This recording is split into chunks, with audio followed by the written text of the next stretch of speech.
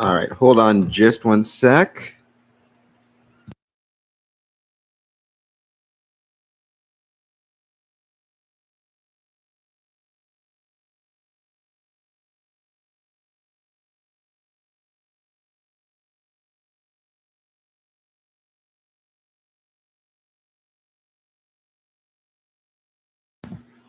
Started this early because why not?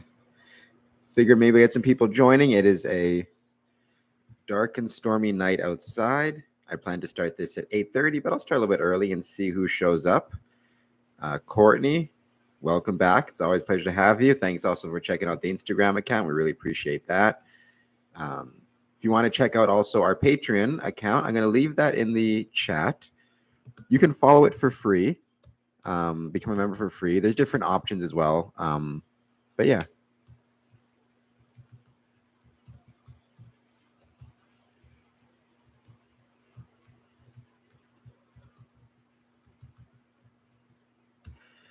I never kind of do these late, so I don't know if this is going to go well or not well, doing something later at night, but I figure it's worth a shot. So by all means, welcome. Put something in the chat. Let me know what you guys want to talk about.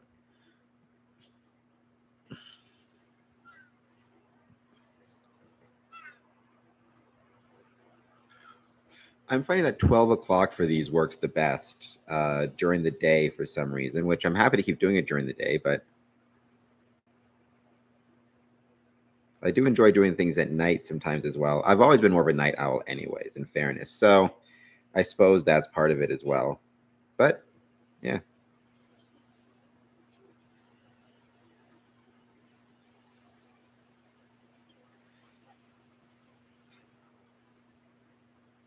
My good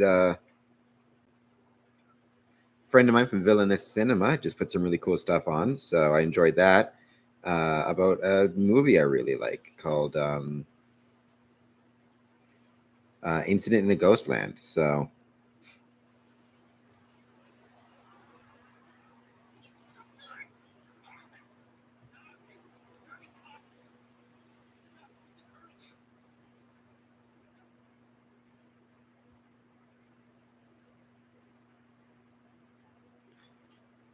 but there's a lot more stuff happening. Biggest thing right now is I'm working on getting some new interviews. I'm hoping to get some interviews with both some Masons, including some Masons from the Grand Lodge of Ontario, and some non-Masons from all over the place, really, all around the world. But also some non-Masons to talk about some of my other interests, some of Square Compass's other interests, but also how those interests relate to Freemasonry. So that should be a lot of fun. Let's see who else might be interested in joining us potentially. But please, by all means, jump in the chat.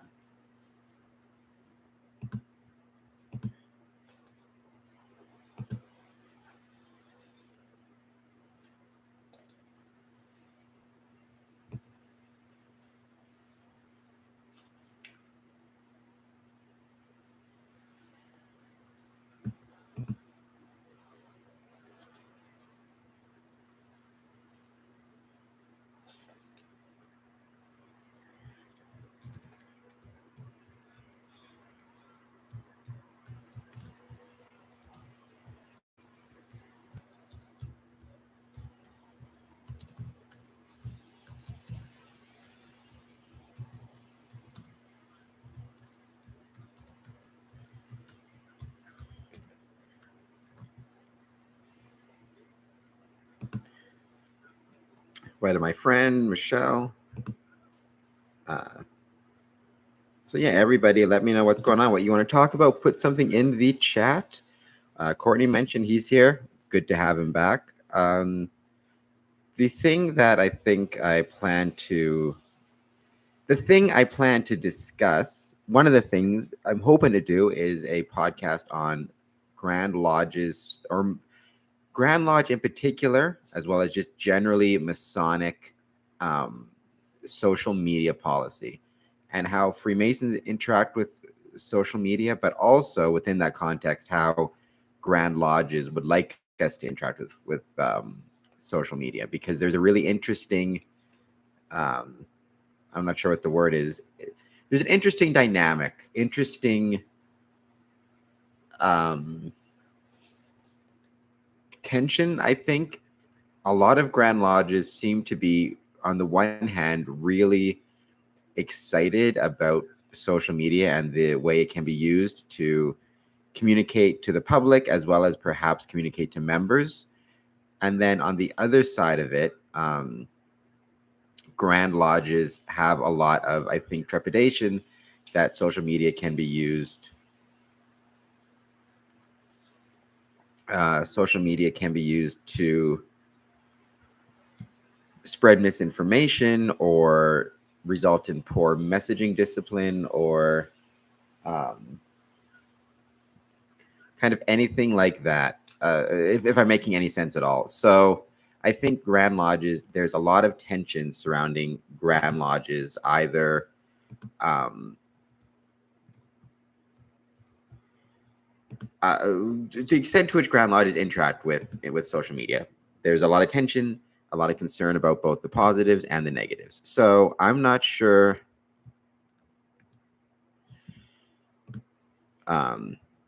So I do want to do a podcast about that. We'll see how it goes and who I get on to discuss that. But I'm talking to a couple of people.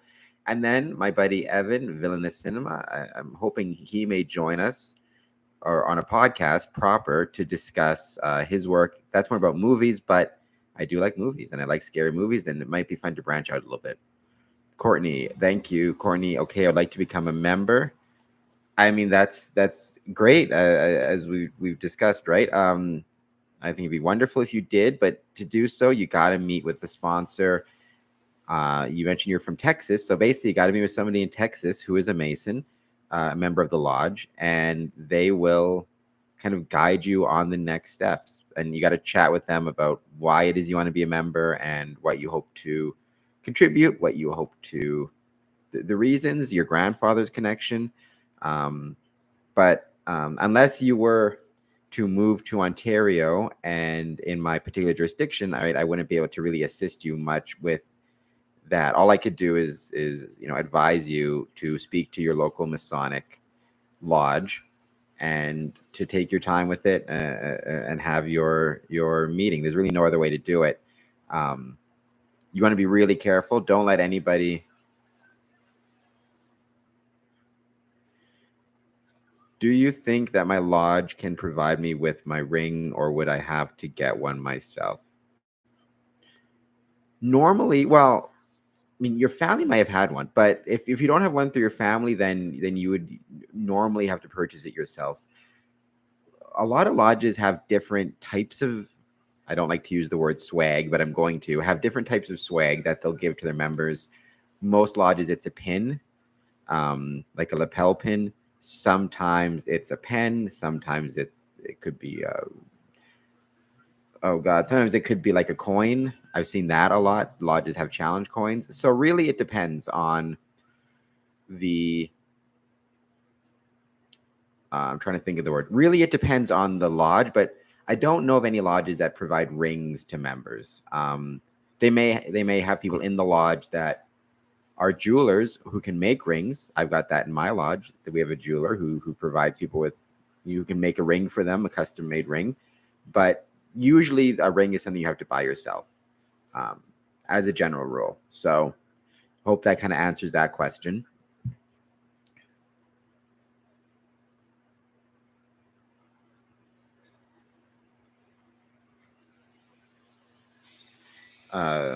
I'm excited because tomorrow I'm going to be meeting up with a group, SealCon again. Those guys are great.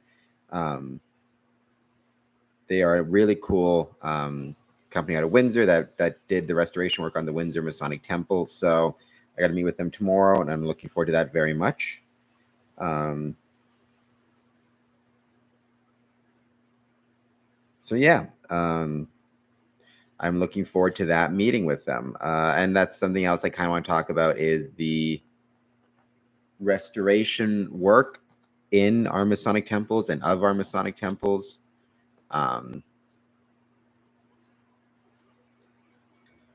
So yeah, so please keep talking to us. I don't have my Masonic ring with me, but I have got, since I joined in 2007 and I travel all the time, I have got a ton of Masonic memorabilia, which I really like. I got a ring.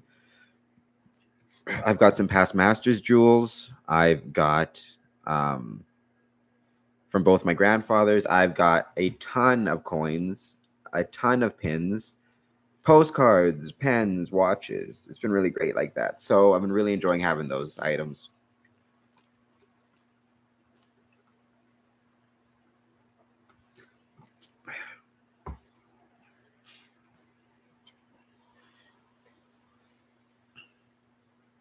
So, excuse me.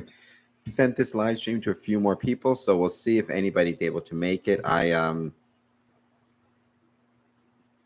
I said, I always enjoy being on these live streams, and this is the first one I've done in the evening, kind of this late. So I'm curious to see how it's going to go, to see if we're going to get a good turnout of people and how many.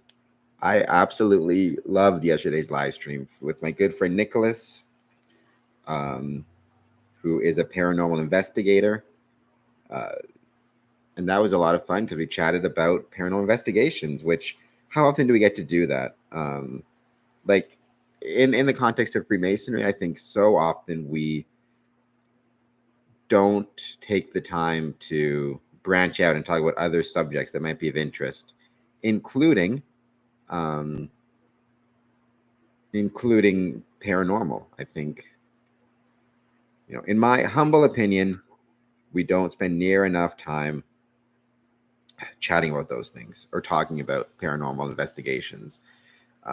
Or it doesn't, movies that feature Freemasons or ancient historians or architecture or I don't know, all sorts of things. So I love the idea of branching out and jumping on different topics and discussing different topics. I think that is something that Freemasonry needs to do more of. So, Courtney, no, a member of the tier.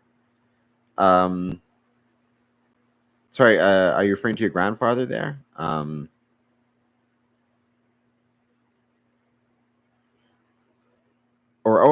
see, a member of the tier, a member of the Patreon. Oh, I mean, I appreciate that. I mean, if you'd like to, obviously, you're more than welcome to. We'd love that. But you can even join a free one. That's fine too. It's whatever you. Sorry, it took me a second there. It's whatever you want. It's fine with me. I'm just happy to have you as a member. So I leave it up to you. But you can let me know what you want or jumping on the patron, even if you become a patron. One of the nice things is you can communicate with me that way. We have a live chat, a community chat, which I try to update regularly, and every now and then I send out different types of correspondence or polls or things just to members. The one thing I will say though as well is if you do join, I do send out gifts and stuff, so make sure that you include your address. So you're when you're signing up, so I could become so I can make sure to send you special gifts and stuff and Christmas, because that's a really important part of it. As far as what's good, that is awesome. Congratulations. Yeah, because I remember yesterday you had mentioned that you were meeting, I believe it was yesterday, you said you were meeting with your sponsor, which is wonderful. So yeah, so I thought so. Congratulations on that. Congratulations on September 1st. I'm rooting for you. I'm sure Nicholas, who was here yesterday, is rooting for you, and the different Masons who've been on these streams at different times is rooting for you. No, that's awesome. Congratulations. Keep me informed. Let me know if you join, if you become a member of the Patreon. You know what? Heck, even if you just do $1 a month or something, you can join our community chat, and then you can let me know how it's going in there as well, because that would be wonderful. Good. Are you going? So on September 1st, are you going for a social function, or are you going for your actual degree, or just to meet with guys to talk? Your initiation.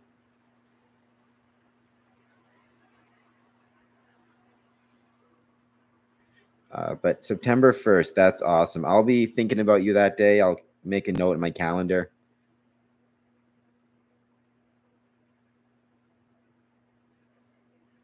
Because that's wonderful to hear.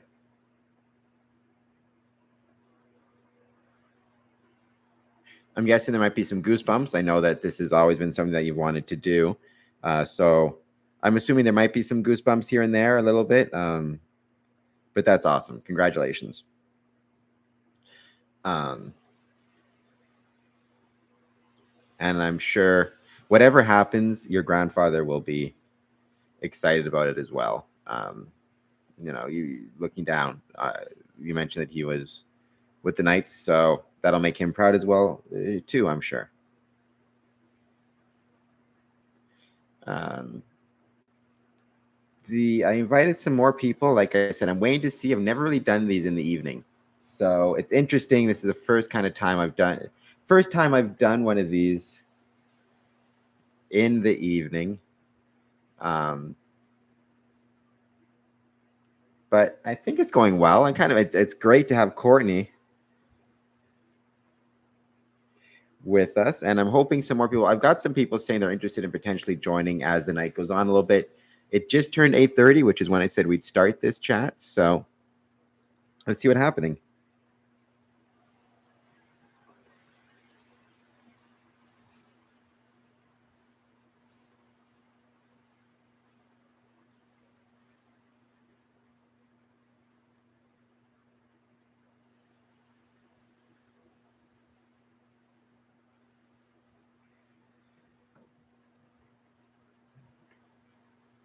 I mean, yeah, as you should be. That's wonderful to hear. September 1st, Courtney. We're happy for you here as well. So keep up the good work. And yeah, just one day at a time, one foot in front of the other. All of those never ending. I was going to say they are cliches, but they are cliches for a reason, right? So, and then I've been also thinking, and I don't know what anybody thinks about this, but do I try to start to go back into some of those other platforms that I've been talking about that I used to use way more? Clubhouse, for example. I used to have some discussions on Clubhouse, which I don't really have anymore. Different podcast running sites, different audio sites. I enjoy those, and I feel like they might still have some value and some use. I'm just not positive yet, but I'll see. So it's tough to say kind of how we proceed with them. Or do we just keep focusing on YouTube, on the YouTubes, as it were, and see how much more we can use this and how much more effective it can be?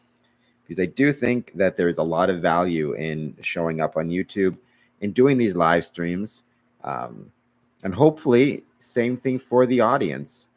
And getting to share Patreon, for example. And Courtney, if you become a tier member, that would be wonderful. We'd really appreciate it. Even a, member of the public or free tier, we would just really appreciate it. Getting to share my website, getting to share links, getting to share ideas, getting to share all that fun stuff. That's hopefully my goal with this. All of the Masons. Yeah, I agree. My heart goes out to all the Masons as well. I just posted, I don't know if anybody saw it, a YouTube short is what we call it. Thanking everybody who takes part and who joins into these things. Hopefully other people will jump in on this one as well. I may just, let's say, go for an hour on this one, see how it goes. But please throw something down in the chat. If you're joining us, hit the like button. That really helps other people find this live stream. And let us know if you're a Mason, if you're not a Mason, and what it is that you want to talk about. All that stuff is really helpful.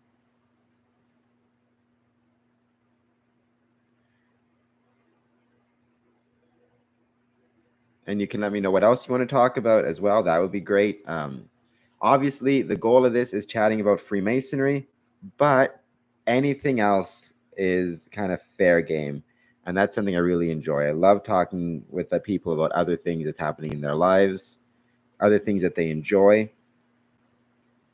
That can be special. Let me know if you talk to, or if you find our live, if you follow us on, for example, MailChimp. I actually know, Courtney, you signed up for that. So you'll get our email blast when we send them out, which we really do appreciate. I try to send them out every couple weeks or so.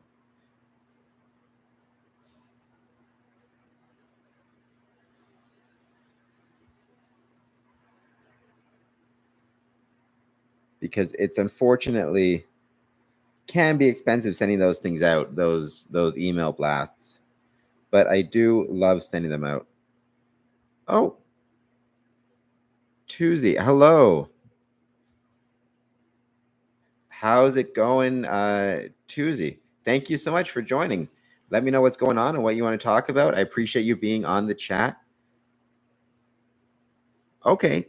So besides your sponsor, well, I'm glad that you have a sponsor. I'm sure he's a great guy. So just out of curiosity, Courtney, and let me know. You don't, anything you kind of want to talk about or don't want to talk about is fine. But just out of curiosity, did you know Jeremy before you were interested in being a Mason, or did you meet him through your interest in the lodge? Because that can be really interesting.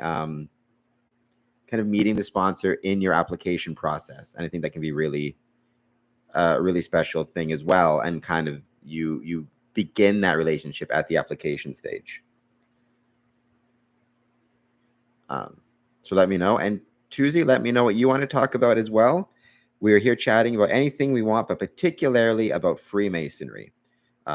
Any questions you have, I can try my best to answer them. I became a Mason in 2007. So I've been one for a little bit of time now. I'm not saying I know everything about Freemasonry, but I think I know a fair bit, and I'm happy to try to answer any questions that you have best as I can.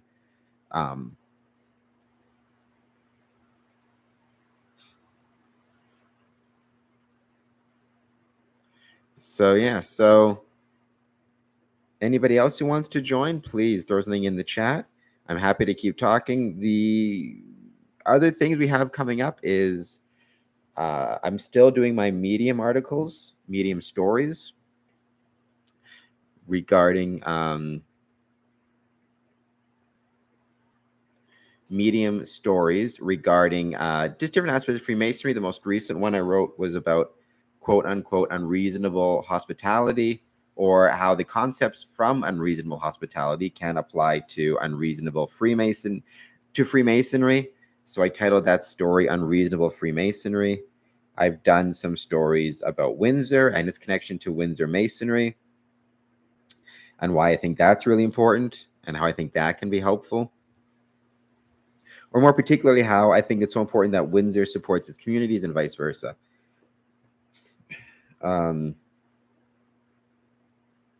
So I think that itself, there's a lot of value to that. The idea of Masons supporting the community. I'm sure in Texas, Courtney, I'm sure that I know a lot of Masonic lodges support their local communities, whether it's big cities or small towns or anything in between. The Masons can also be important parts of the community. So I think that's really special and really fun. And in different ways too, right? We kind of support civil society, or maybe civic is the correct word. I'm going to write this. I'm going to double check this. I'm going to say civil versus civic. Civil versus civic, what the difference is. Civil citizenship pertains to how people interact with state institutions, whereas civic citizenship tends to focus on how people live and interact within a community. Actually, that is going to be a really good poll question. Let me know in the chat. Do you think Freemasonry is a civil organization or a civics organization, or a combination of both? I think it is a civil organization with a pretty strong civic underpinning, if that makes any sense.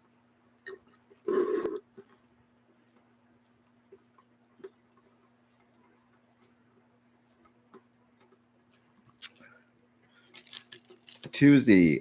Thank you so much. Let me know if I'm pronouncing it correctly. I don't know if it's Tuesday or Tuzzy. Forgive me if I'm not saying it correctly. Okay, so you think both civic and civil. That's interesting. Can you No worries. I mean, that's kind of why we're here, right? One of the reasons we're here is because we get the chance to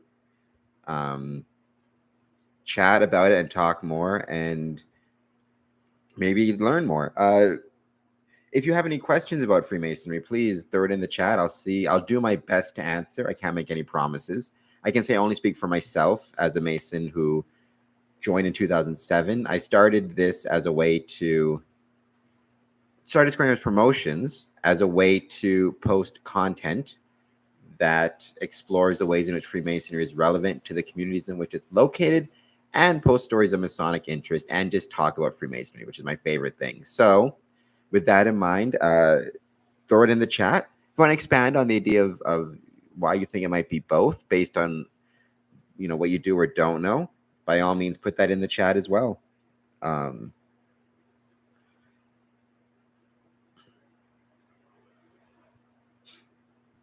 mean, I can also let you know what I think or why I think it might be a combination of both, but I'd be happy to hear more from you guys first before I answer it.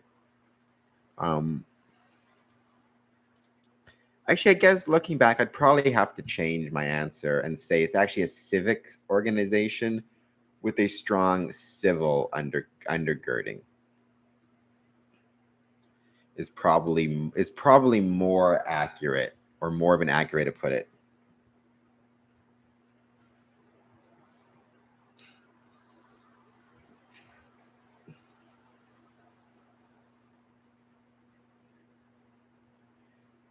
That's awesome.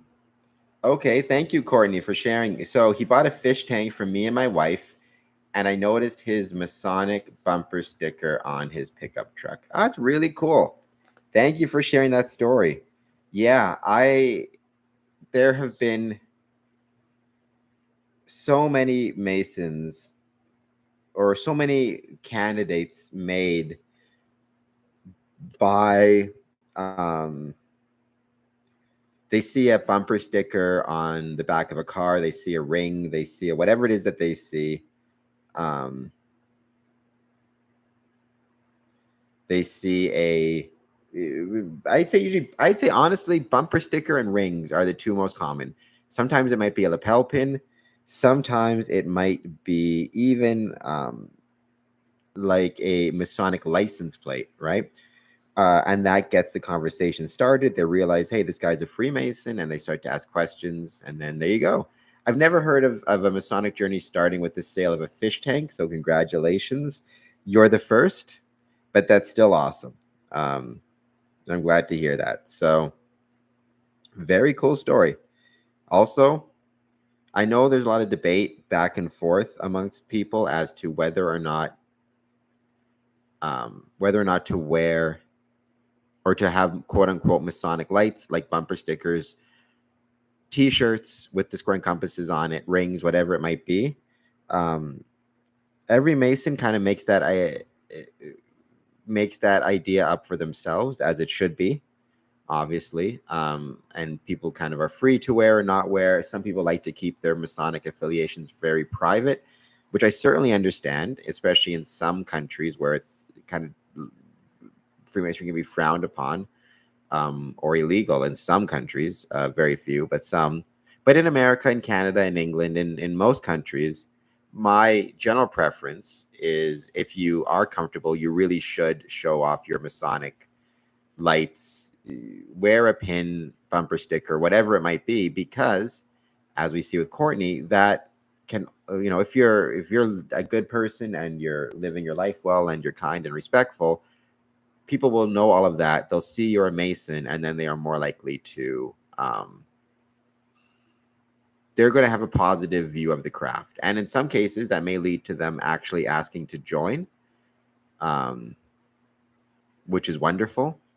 And in some cases, even if it doesn't lead them to wanting to join, they'll remember the positive interaction they had with you, and they will have a positive view of the craft. So even if they don't join or can't join, they may speak highly of of Freemasonry to their friends or their brother or their whomever, their husband, and you may get a new member that way. Or they may own a business and be willing to cut Masons a deal on whatever, on refreshments after lodge, or who knows.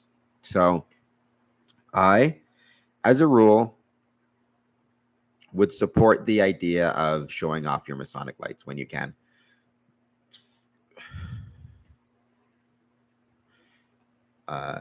Tuzi or Tuzzy, again, please forgive me if I'm saying your name incorrectly.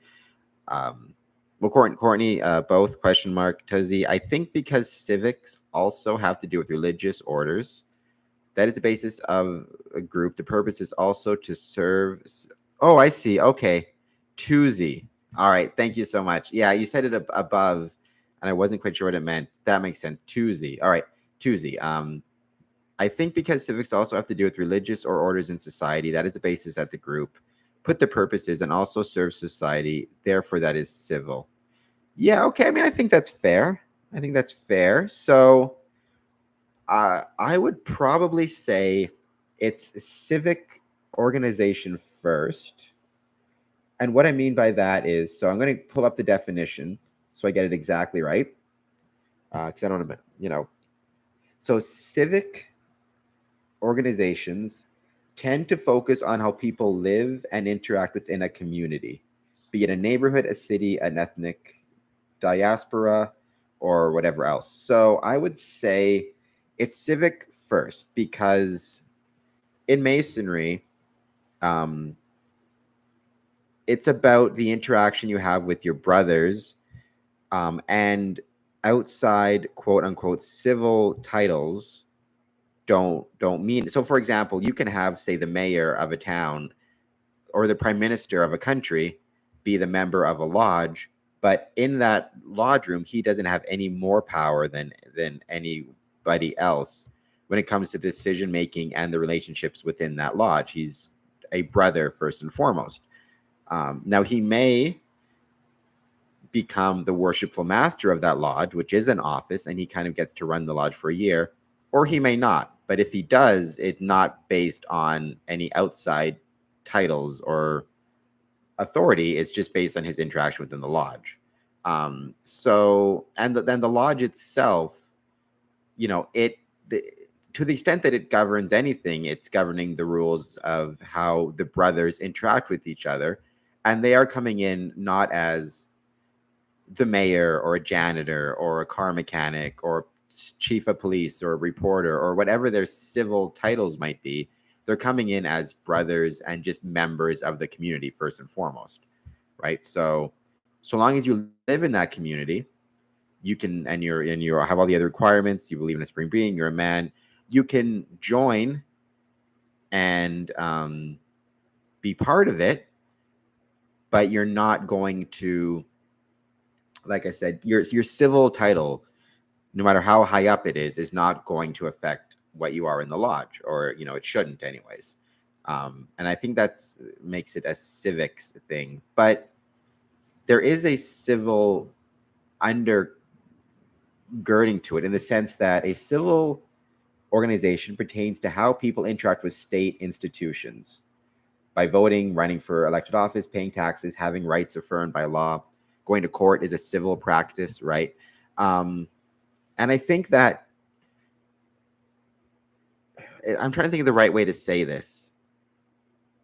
Community and civic organizations, the Rotary Club, Freemasons, the Parent-Teacher Association, church groups, right? Even though those are civic, they are civil in the sense that they create a community, they create a shared sense of community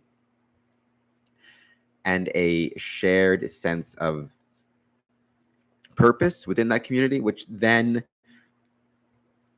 makes the community easier to govern, in a sense, because everybody there has a shared identity and believes in the community, and supports it, and so they're more likely to want to then be civilly engaged, if that makes any sense. And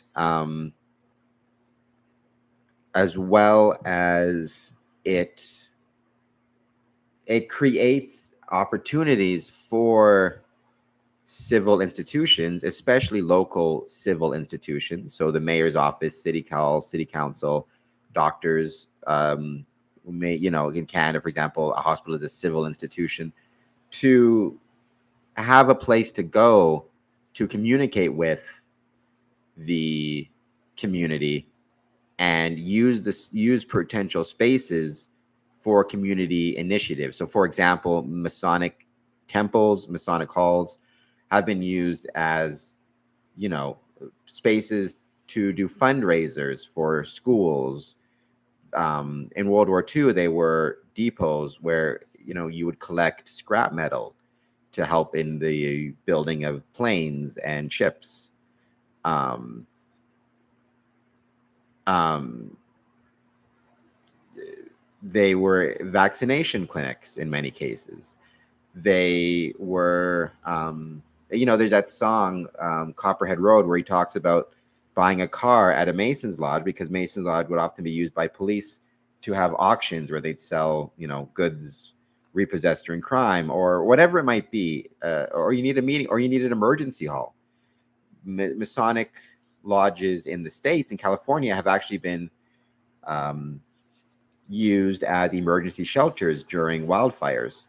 And so I think all of that stuff is just a way to say it's a civic institution, but like all civic institutions, it has civil benefits, if that makes any sense at all.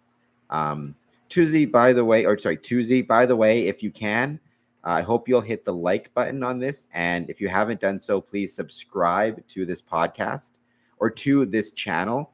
There should be a subscribe button right underneath the video. Subscriptions and likes really do help this live stream grow.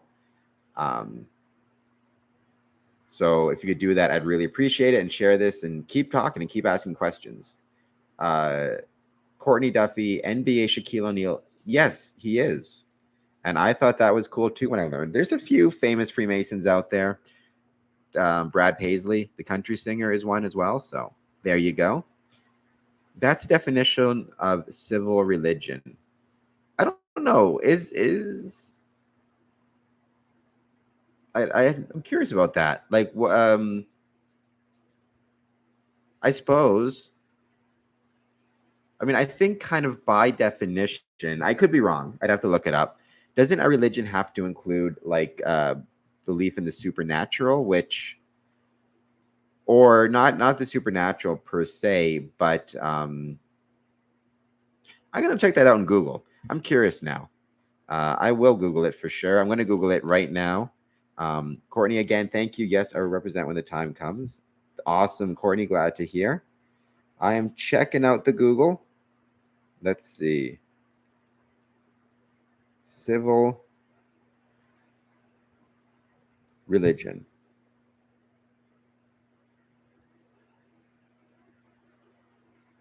Civil religion also referred. So this is what I got. I should probably actually share my screen and do this on the computer. Civil religion. Civil religion, also referred to as civic religion, is the implicit religious values of a nation, as expressed through public rituals, symbols, and ceremonies on sacred days and at sacred places. I mean, maybe. What are some examples of civil religion? Okay, the distinctive features of American civil religion include presidential monuments or libraries, war memorials, and the display of veneration of. Okay, I think so. I'm just so hesitant to use that word religion, because Freemasonry makes a very most Freemasons make a very big deal of, and rightly so, I think, of like we're not a religion, right? We do try to, because, for example, even though to be a Mason you have to believe in a supreme being, there's no specific requirements as to what that means. So we have Muslim brothers, Hindu brothers, Jewish brothers, Christian brothers, Catholic brothers, different denominations of Christian. We also have First Nations or Indigenous brothers.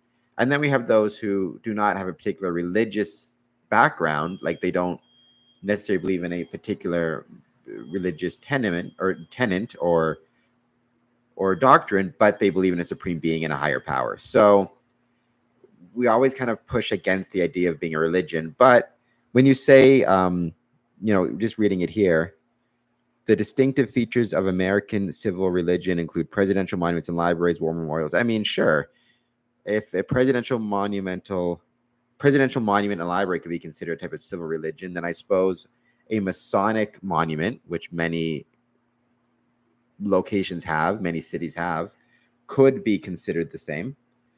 I don't see why not, put it that way. So that's really interesting.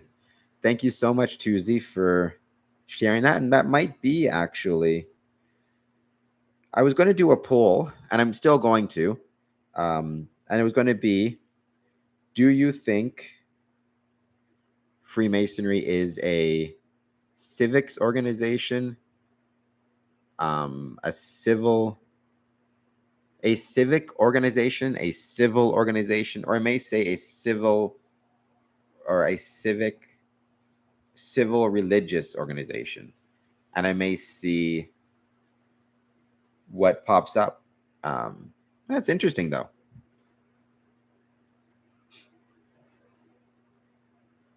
It's, by the way, been great. I just posted on a YouTube short just thanking people for checking out all of these podcasts, all of our live streams in particular, and it's great to see it growing, that YouTube short. And I did mean it when I said it. Thank you so much to everybody who took the time to take part in these live streams. These live streams are incredibly helpful to grow the channel in a lot of different ways. And it also gives me a chance to share my Patreon stuff, to share other writings, to share other places to find me, social media stuff. So I really do appreciate that. Tuzi, let me know, how did you, I think actually I saw, but you found us through Facebook, right? Like our social media post, which is great to have you. I'm always curious as to how people find us over the years, over the months or whatever it is, how people find us. That kind of lets me know where to keep my focus on. If there's one place that is being more successful than others, I really like to keep checking it out.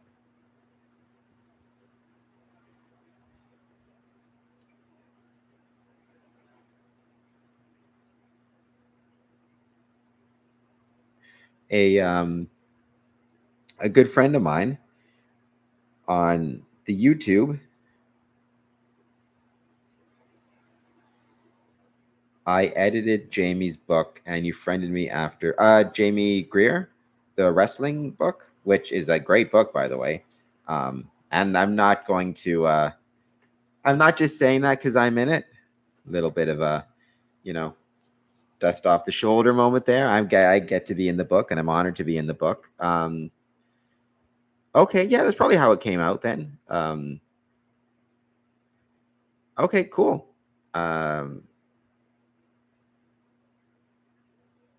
Well, first of all, thank you for liking my posts. I always try to promote on here my Square and Compass stuff, which is the business I have where I create content about Freemasonry, podcasts and written work and social media posts, kind of exploring the many ways in which Freemasonry was and is relevant to the communities in which it's located. But, I also got my personal Facebook stuff, and then I get a chance to in there discuss all the other things I love. I always say, in terms of my favorite things, at the top is Freemasonry. It's my first love. And then one tier below, wrestling and scary movies, and then movies in general, maybe. So Wrestling's just below it, but I still love it. And Tuesday, I'm guessing you're a big wrestling fan as well. In which case, I'm assuming since you edited the book, you must at least like wrestling. In which case, I'm guessing you must be super excited right now. There's so many things exciting happening in professional wrestling. In Windsor, Maple Leaf Pro is back. NCG. So there's so many exciting things happening.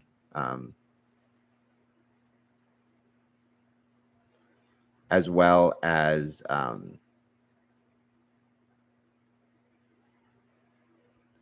yes, there's a picture of me and King Kong Bundy in there. Where? Which page? I want to check this out now. I'm really curious. Can you tell me the page? I got my book here. I'm gonna see if I can find it.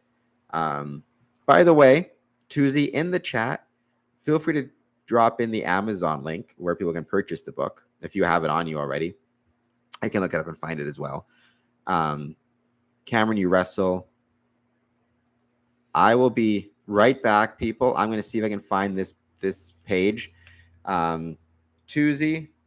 Courtney. Yes, I do wrestle. Well, actually, I referee. I've had practice matches and a lot of fun like that. And I did take part in a Royal Rumble once, which was a real blast. But yeah, I'll be right back on Instagram. I do post a lot of Instagram stuff about Freemasonry.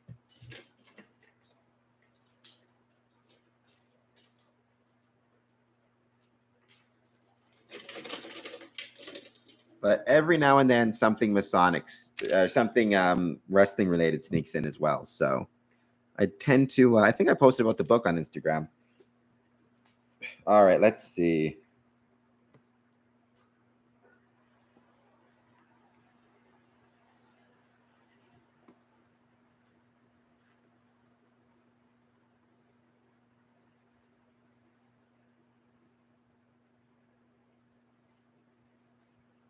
How many pages is this book? It's a very long book, very big book, but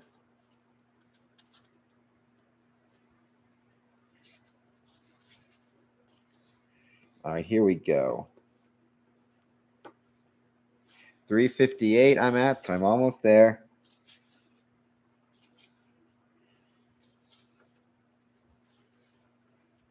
414. Oh, yeah, there it is. King Kong Bundy with his favorite Windsorite fan, Tuesday, during a BCW event at the Chichero Club.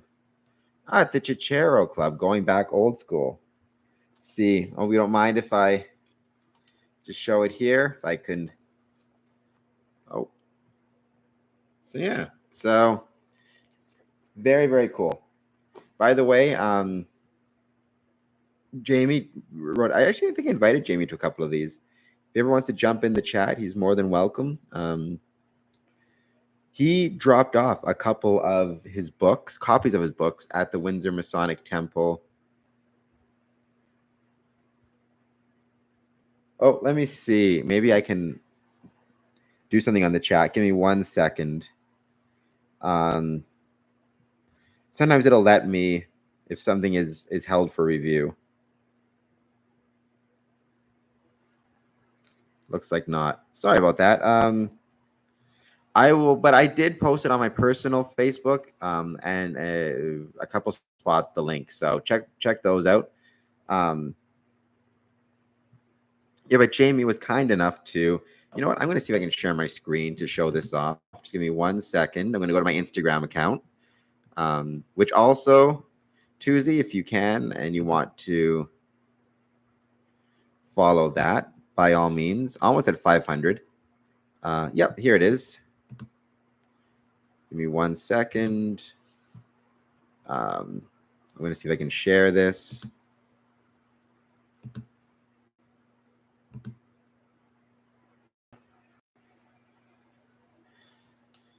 There it is. Yeah. So Jamie Greer stopped by the Windsor Masonic Temple Coffee Club, and he left some copies of his work, Killers, Butchers, Crybabies, and Canadian Stories, History of Pro Wrestling, Windsor, Ontario, Canada, on display. He also brought a scrapbook featuring wrestling programs in the 1950s, which one of our members, Mort, loved looking through. So they're there right now. Tuesday. Anybody is, you don't have to be a Mason to come to the coffee club, by the way. It's held Mondays, Wednesdays, Fridays, 8:30 to 10:30 at the Windsor Masonic Temple. Kind of best way to come in is through the back doors, doors off the parking lot. So yeah. But thank you, Jamie, for some absolutely amazing work, and so long too. Like this book is, I've got it here. If you count everything, including the bibliography and references, 603 pages. So I get tired writing a Twitter post, or an X post, I guess it's called now, or whatever you call it. I don't know what it's called anymore. So if I get tired doing that, I 603 pages, pretty impressive. Quick question, Cameron. What's the best place in your Masonic travels that you have went? That's a trick question. Because, and Tuesday, you may know this as a wrestling fan, and if you do, please chime into the chat. So I have this tattoo here. I'm going to put it up to the camera to see if you can see it. It's at the very bottom there. Actually, maybe I got it on Facebook. I'll keep talking while I look for it on Facebook. What it says is the next one. And it's got a Masonic square and compass in the middle between next and one. The Masonic symbol in pink, because pink is my favorite color, in honor of Bret the Hitman Hart. And so the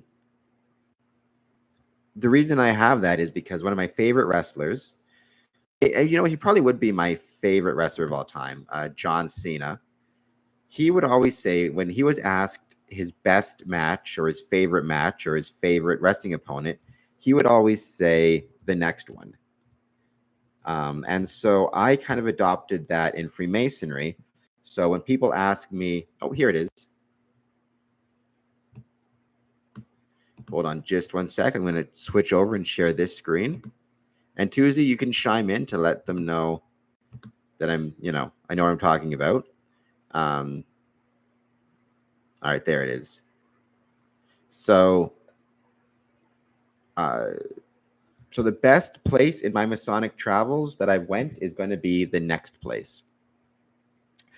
The best Masonic meeting that I took part in is going to be the next one. That's kind of what I always say. So best place in my Masonic travels, the next one. And I guess actually the next one is going to be Chicago in about 2 weeks. Well, first, actually, I have a trip to Dearborn, Michigan, which is just across the border from me. And then from there, it's going to Chicago. And I got a lot of good brothers in Chicago, a lot of good brothers in Glenview, Illinois, which is just north of Chicago. So there you go. I hope that kind of answers that. Tuesday, let me know if you've ever heard John Cena say anything to that effect, or if you know what I'm talking about.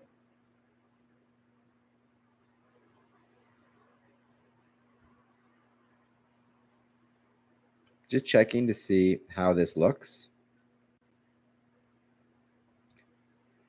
Which is always, I think, good advice in Freemasonry, in anything, right? Enjoy the moments that you have. Those can be really special, and they should be really special. But also try to always look ahead to the next moment as well. So that's my 2 cents on that. I'm going to stop sharing the screen.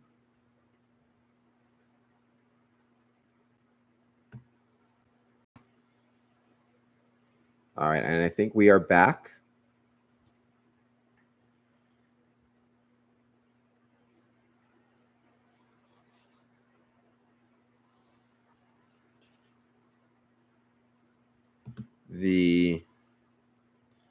I'll give a shout out to the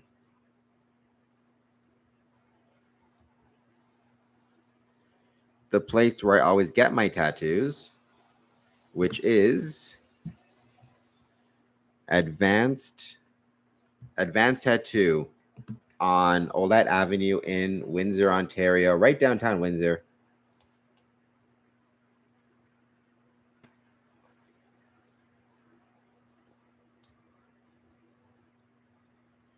My adopted mom's favorite saying was, I notice favorite, I know you're from Windsor if you're spelling favorite, Favor, no U there, I notice. Saying, which is a Windsor thing. I think we stole it from Detroit. Take a chance, shit your pants, which John Cena would also agree on, I believe. My favorite wrestler was the Ultimate Warrior. I know we talked about this yesterday, and the Ultimate Warrior, really underrated, I think. It's nice to see him getting his due. I really like the idea, and this is something somebody taught me, which is, and it doesn't just apply to wrestling, but you know, it applies to other areas of life as well. But you know, in wrestling, anybody who has the degree of success that the Ultimate Warrior has or had, there's something there, right? Even if you don't like his style or whatever it is, you can't deny not just the success he had, but there was something special about him to be able to have that success, because there are not millions by any means, but there are plenty of people who maybe look like the Ultimate Warrior, but who never reach those heights, even in wrestling, right? And so whatever the style is, whatever the look is, whether you enjoy it or not, it doesn't change the fact, in my opinion, that you have to have incredible amounts of respect for everything they accomplish. And I remember as a child, I loved the Ultimate Warrior. I was, he was kind of the first wrestler that, as a child, I became a super fan of after Hulk Hogan. And he was the first kind of, in my lifetime, attempt, it felt like, by WWF, in my opinion, to really push, a new wrestler. And he was incredible. So yeah, that's my opinion on, that's my opinion on the Ultimate Warrior. Very good, very underrated. And yes, Tuesday, I do believe that John Cena would also agree on that. Hopefully just metaphorically, though I have heard stories of wrestlers pooping themselves in the ring, especially if they get some bad food. So, but hopefully just metaphorically. But yeah, take a chance. Take chances. Chances are a wonderful thing. Were his masks painted on? Yep. Yeah, they're painted on. I remember sometimes if it was like a really challenging match, at the end of it, they would kind of the paint would start to rub off a little bit. I remember he had so many amazing, absolutely amazing designs. Let me see if I can. I remember, though, they started selling, when he came back, they started selling the Ultimate Warrior masks where it was like that design. So I thought that was really, really cool.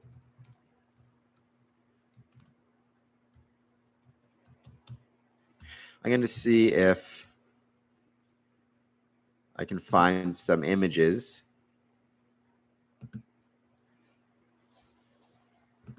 All right, I'm going to share the screen once again.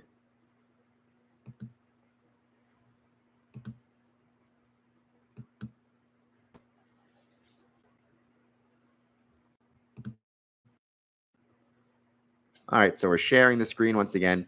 They were pretty incredible. I mean, my personal favorite would be this one, because I loved the pink color. Because my favorite wrestler, well, my second favorite wrestler, I say after John Cena, would be Bret Hart. I love the pink color.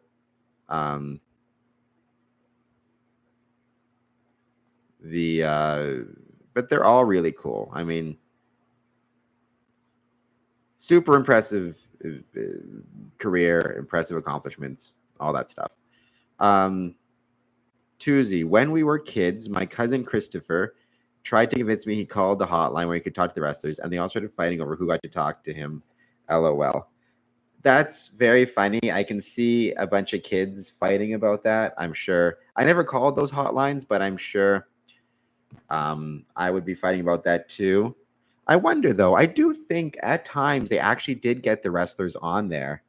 If nothing else, maybe to just pre-record some stuff. So I don't know for sure whether it was them or impersonators, or maybe they pre-recorded their stuff. Maybe. So when you called, you didn't actually speak to him like, hello, how's it going? But you might get a 2-minute promo from the Ultimate Warrior or from Hulk Hogan or from, I think Bret Hart was on there and Shawn Michaels was on there, and they were all pre-recorded. Okay, so that makes sense. Yeah. Because it'd be really hard to obviously have a wrestler actually like sitting at the phone for whatever, waiting for, the phone calls to come in. Talk about, I'm guessing they were pretty expensive as well, though. One thing, I'm going to say this about the Ultimate Warrior too. I don't know when he came back to WWE the first time. So he was in WWE, beat Hogan, had the match with Randy Savage. Then he went away. Then he came back at WrestleMania 12, I believe, when he defeated Triple H. And I remember they would do these vignettes where it was like warrior lessons or whatever it is. And one that always stuck with me, I haven't seen it forever, I don't know if it's still out there, it was like there was this older gentleman who was blind who was selling newspapers on the side of the street, and he just had a bowl where people could leave the money for the newspapers and then just take a newspaper. And he wasn't like, it wasn't under lock and key or anything. It was just out in the open and anybody could see it. And I guess some kid asked him why he kept his money that way. And the old man said, well, if anybody is so desperate that they need to steal from an old blind man, that they must need the money more than I do, or something like that. To this day, I think about that little vignette and how much I kind of thought it was really cool. So I don't know. I've always been really curious. I've never been able to find it since I saw it as a kid. I saw it that one time.